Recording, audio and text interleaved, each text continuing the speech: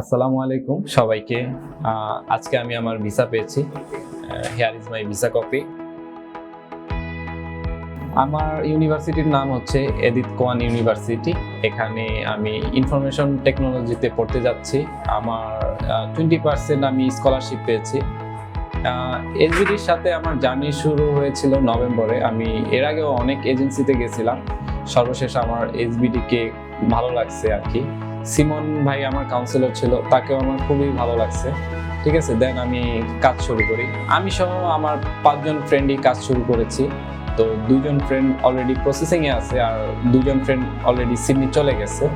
তো আমার ক্যাম্পাসটা হচ্ছে পার্থে।